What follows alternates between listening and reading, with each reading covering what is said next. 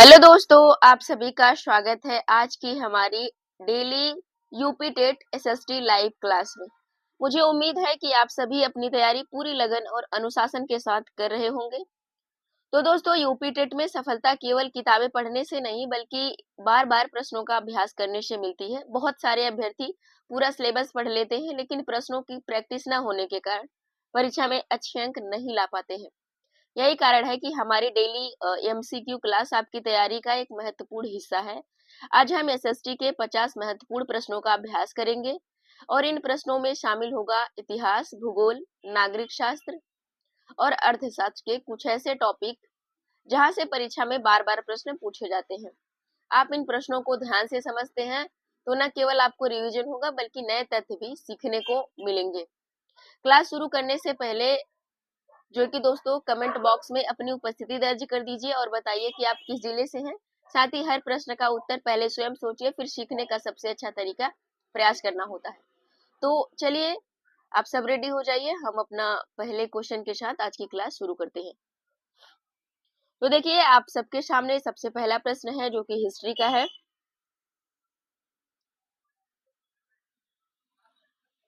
UP TET SST social history top 25 mixed MCQ. उसके बाद 25 question आपको सेकंड पार्ट में मिलेंगे।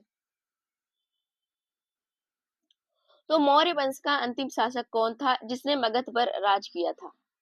तो इसका सही आंसर हो जाएगा बृहद्रथ। बृहद्रथ।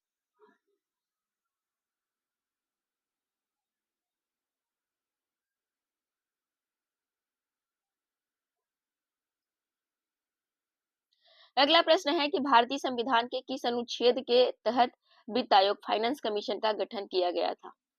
तो आपका सही आंसर हो जाएगा बी, अनुच्छेद 280।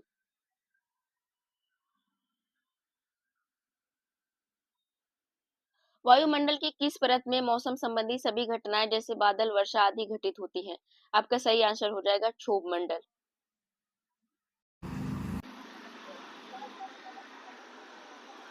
भीमबेटका की गुफाएं वर्तमान भारत के किस राज्य में स्थित है जो प्रागैतिहासिक शैल चित्रों के लिए प्रसिद्ध है? आपका सही आंसर हो जाएगा मध्य प्रदेश। भीमबेटका।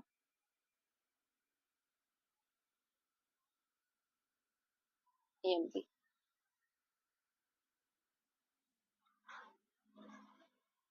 अगला प्रश्न है भारतीय संविधान की प्रस्तावना में धर्मनिरपेक्ष और समाजवादी शब्द किस संविधान संशोधन के द्वारा जोड़े गए थे? आपका सही आंसर हो जाएगा बी, 42वें संविधान संशोधन 1976।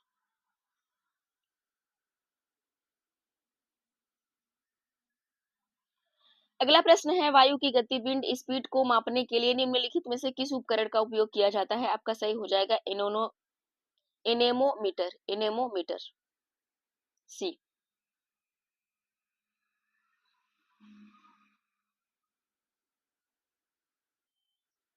अगला प्रश्न है चिनूक। चिनूक स्थानीय पौने मुख्य रूप से विश्व के किस क्षेत्र में चलती हैं? पहला है उत्तरी अमेरिका, रॉकी पर्वत, ऑस्ट्रेलिया, विक्टोरिया मरुस्थल और मध्य रूस, साइबेरिया और उत्तरी भारत का मैदान। उत्तरी भारत मैदानी भाग। आपका सही आंसर हो जाएगा उत्तरी अमेरिका, रॉकी पर्वत।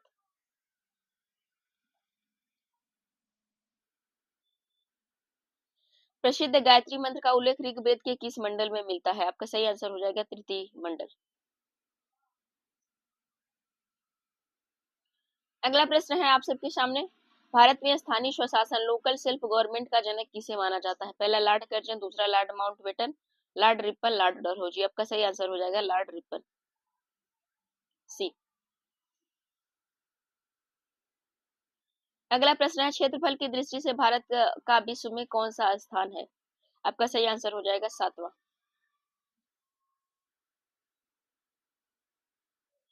अगला प्रश्न है आप सबके सामने, सामाजिक विज्ञान के शिक्षण में महाद्वीपों के अनुपातिक आकार और आकृति को दिखाने के लिए सबसे उपयुक्त शिक्षण सहायक सामग्री कौन सी है? आपका सही आंसर हो जाएगा ग्लोब। ग्लोब।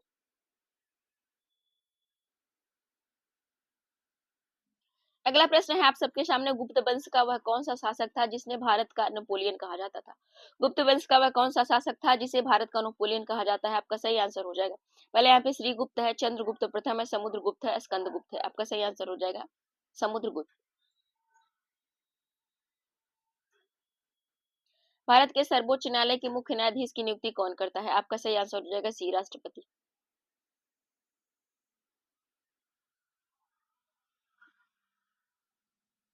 अगला प्रश्न है, भारत का एकमात्र सक्रिय ज्वालामुखी बैरन द्वीप कहाँ स्थित है? पहला है लक्षद्वीप, अंडमान निकोबार द्वीप समूह, गोवा, पुदुचेरी। आपका सही आंसर हो जाएगा अंडमान निकोबार द्वीप समूह, बी। अगला प्रश्न है, वेदों की ओर लौटो, बैक टू द वेदास का नारा निम्नलिखित में से किसने दिया था? आपका सही आंसर हो जाएगा, पहला है स्वामी विवेकानंद, दूसरा राजा राम मोहन राय, तीसरा स्वामी दयानंद सरस्वती, डी है रामकृष्ण परमहंस। आपका सही आंसर हो जाएगा स्वामी दयानंद सरस्वती, सी।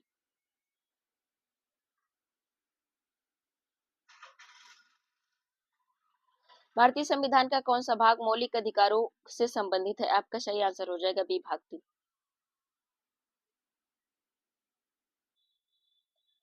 अगला प्रश्न है, विश्व की सबसे पुरानी वलित पर्वत श्रृंखला फोल्ड माउंटेन रेंज कौन सी है? पहला हिमालय पर्वत श्रृंखला, अरावली पर्वत श्रृंखला, इंडीज पर्वत श्रृंखला, आल्प्स पर्वत श्रृंखला। यहाँ पे आपका आंसर हो जाएगा अरावली पर्वत श्रृंखला, फोल्ड माउंटेन रेंज।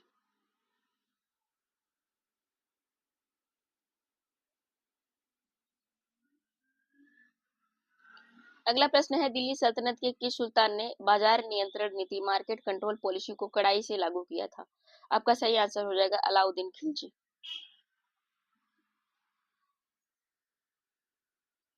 अगला प्रश्न है, लोकसभा की कार्यवाही आयोजित करने के लिए न्यूनतम आवश्यक कोरम गणपूर्ति क्या होती है? न्यूनतम गणपूर्ति कितना होती है?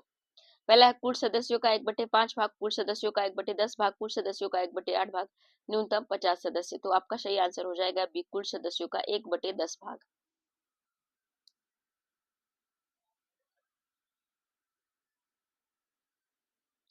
अगला प्रश्न है, लूनी नदी भारत के किस राज्य में बहती है और अंत में कच्छ के रण में विलीन हो जाती है? किस राज्य में बहती है लूनी नदी? आपका सही आंसर हो जाएगा राजस्थान।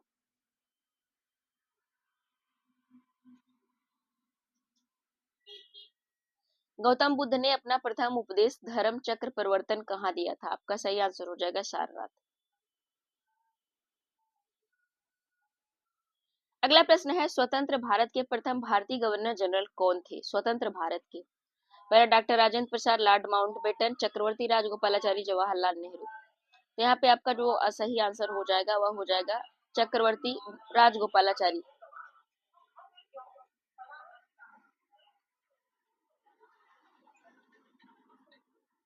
अगला प्रश्न है, कर्क रेखा ट्रॉपिक ऑफ कैंसर भारत के कितने राज्यों से होकर गुजरती है? तो आपका सही आंसर हो जाएगा 8 राज्यों से।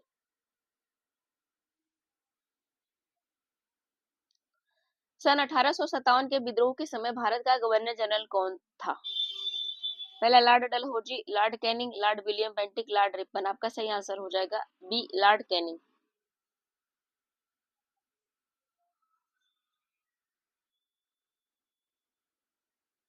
पंचायती राज व्यवस्था को संवैधानिक दर्जा की संविधान संशोधन अधिनियम द्वारा दिया गया था। आपका सही आंसर हो जाएगा सी, 73वां संविधान संशोधन। अगला प्रश्न है, भारतीय राष्ट्रीय कांग्रेस के प्रथम अधिवेशन 1885 की अध्यक्षता किसने की थी? आपका सही आंसर हो जाएगा व्योमेश चंद्र बनर्जी।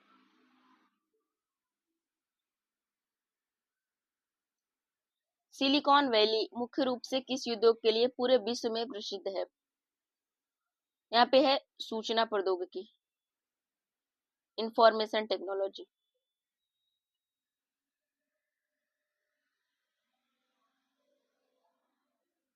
भारतीय संविधान के किस अनुच्छेद में अस्पृश्यता का अंत, एबोलिएशन ऑफ अनटचेबिलिटी, किया गया है? आपका सही आंसर हो जाएगा अनुच्छेद 17। प्रसिद्ध कंदरिया महादेव का मंदिर निर्माण किस जो है कि वंश के शासकों ने करवाया था? आपका सही आंसर हो जाएगा बी, चंदेल वंश। निम्नलिखित में से कौन सी नदी डेल्टा नहीं बनाती है बल्कि एस्चुरी बनाती है? आपका सही आंसर हो जाएगा डी, नर्मदा नदी।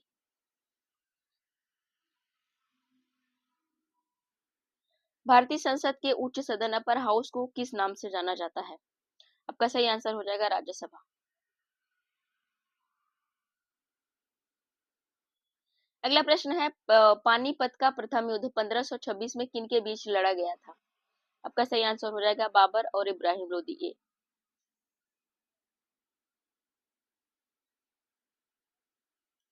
पृथ्वी को दो बराबर भागों में उत्तरी और दक्षिणी गोलार्ध में बांटने वाली काल्पनिक रेखा को क्या कहते हैं?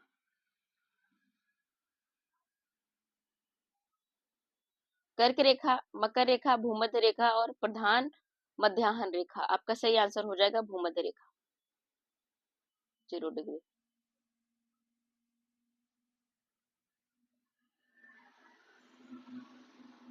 अगला प्रश्न है संपत्ति के अधिकार, राइट टू प्रॉपर्टी को किस संविधान संशोधन द्वारा मौलिक अधिकारों की सूची से हटाया गया था? आपका सही आंसर हो जाएगा 44वां संविधान संशोधन।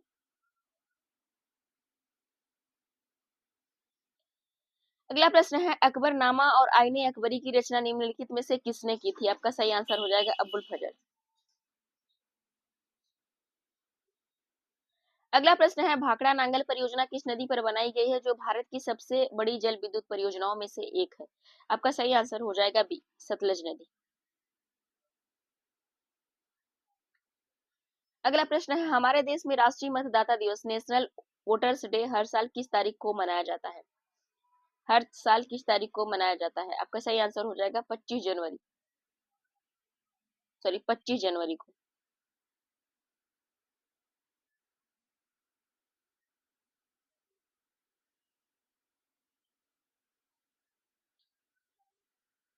हड़प्पा सभ्यता के किस स्थान से प्रसिद्ध गोदीवाड़ा डॉकयार्ड या बंदरगाह के साक्ष्य मिले थे? मोहनजोदड़ो, कालीबंगा, लोथल, रोपड़। आपका सही आंसर हो जाएगा लोथल। अगला प्रश्न है जब सूर्य, पृथ्वी, चंद्रमा एक सीधी रेखा में होते हैं तो समुद्र में आने वाले ज्वार को क्या कहा जाता है? जब तीनों एक सीधे में होते हैं तो यहाँ पे दीर्घ ज्वार आता है।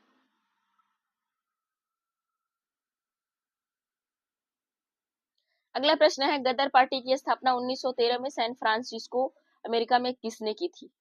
तो आपका सही आंसर हो जाएगा ए, लाला हरदयाल। अगला प्रश्न है भारत की मुख्य भूमि का सबसे दक्षिणी छोर साउथर्न मोस्ट पॉइंट कौन सा है? इंदिरा पॉइंट, केप कमोरिन, किवीथू, Indira col. Cape Comorin, Kanyakumari. आपका सही आंसर हो जाएगा बी।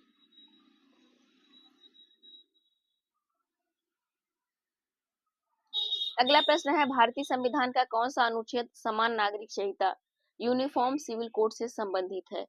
तो आपका सही आंसर हो जाएगा अनुच्छेद 44। अगला प्रश्न है चीनी यात्री ह्वेनसांग ने किस सम्राट के शासनकाल में भारत की यात्रा की थी? ह्वेनसांग जो कि कब भारत आया था? चंद्रगुप्त द्वितीय, कनिष्क, हर्षवर्धन, समुद्रगुप्त। आपका सही आंसर हो जाएगा सी, हर्षवर्धन।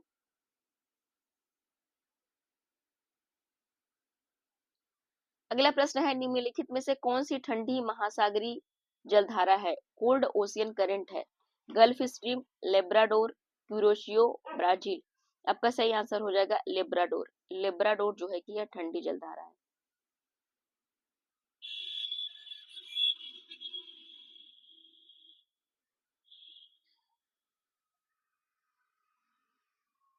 अगला प्रश्न है किसी राज्य में राष्ट्रपति शासन प्रेसिडेंट्स रूल लगाने की सिफारिश राष्ट्रपति से कौन कर सकता है?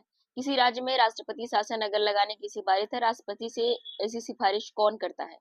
यहाँ पे भारत का मुख्यमंत्री, राज्य का राज्यपाल और उच्च न्यायालय का मुख्य न्यायाधीश, राज्य का गृह मंत्री।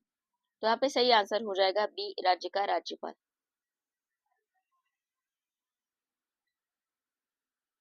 अगला प्रश्न है दीने इलाही नामक एक नया धर्म निम्नलिखित में से किस मुगल शासक ने शुरू किया था? हुमायूं, जहांगीर, शाहजहां, अकबर। आपका सही आंसर हो जाएगा डी, अकबर। अगला प्रश्न है वायुमंडल में पाई जाने वाली गैसों में नाइट्रोजन का प्रतिशत लगभग कितना है? आपका सही आंसर हो जाएगा 78%। सबसे ज्यादा नाइट्रोजन है।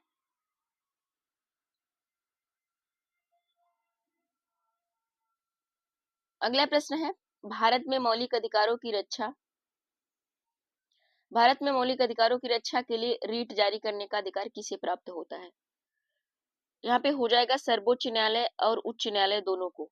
तो देखिए अनुच्छेद 32 के तहत जो होता है,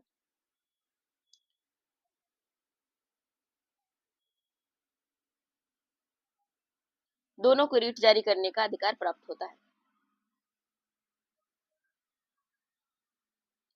अगला प्रश्न है, प्रसिद्ध चोल साम्राज्य अपने किस विशेष प्रशासनिक लक्षण के लिए इतिहास में सबसे ज्यादा प्रसिद्ध था? मजबूत नौसेना, ग्रामीण स्वायत्तता, भव्य मंदिर निर्माण, केंद्रीय शासन व्यवस्था।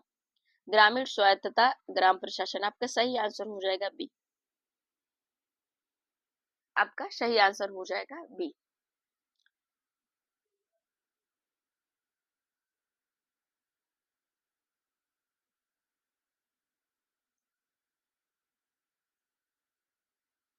आपका सही आंसर हो जाएगा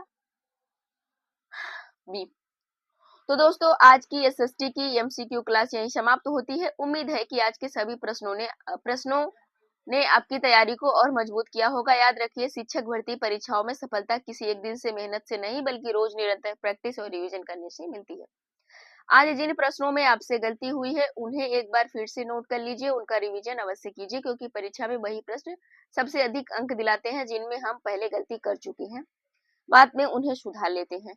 तो आपसे मिलते हैं हम कल सुबह 8 बजे, फिर मिलेंगे एसएसटी के नए महत्वपूर्ण प्रश्नों के साथ। तब तक पढ़ते रहिए, सीखते रहिए और अपने लक्ष्य की ओर लगातार बढ़ते रहिए। Thank you so much. अपना ध्यान रखिए। जय हिंद, वंदे मातरम।